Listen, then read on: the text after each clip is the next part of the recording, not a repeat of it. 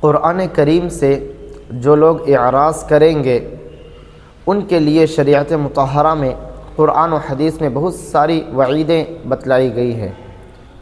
اللہ رب العزت نے قرآن مجید میں ارشاد فرمایا، من اعرض عن ذکری فإن له معیشۃ ضنکا ونحشرہ یوم القیامۃ اعمی، کہ جو شخص میرے اس ذکر سے، اس نصیحت سے اعراض کرے گا تو میں اس کی زندگی تنگ کر دوں گا، معیشت تنگ کر دوں گا، اور کل قیامت کے دن اس کو اندھا کر کے اٹھاؤں گا۔ اسی طرح سے جو لوگ قرآن کریم سے اعراض کرتے ہیں، قرآن کریم کو پس پشت ڈال دیتے ہیں، قرآن کریم کے احکامات پر عمل نہیں کرتے، اللہ کے نبی صلی اللہ علیہ وسلم کل قیامت کے دن بروز قیامت ان کے خلاف مقدمہ دائر کریں گے۔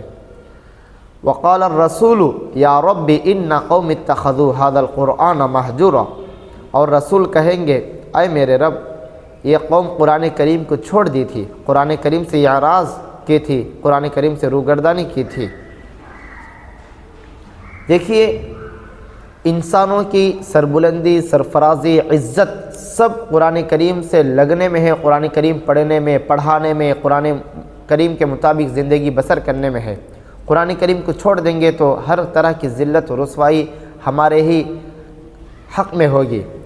حدیث شریف میں ہے، ان اللہ یرفع بہذا الکتاب اقواما ویضع بہ آخرین، بلا شبہ اس کتاب کے ذریعے سے بہت سارے قوموں کو سربلندی، سرفرازی نصیب ہوئی، اور اسی کتاب کے ذریعے سے بہت سارے قوموں کو رسوائی اور ذلت کے گڑھے میں گرنا پڑا۔ وہ معزز تھے زمانے میں مسلمان ہو کر،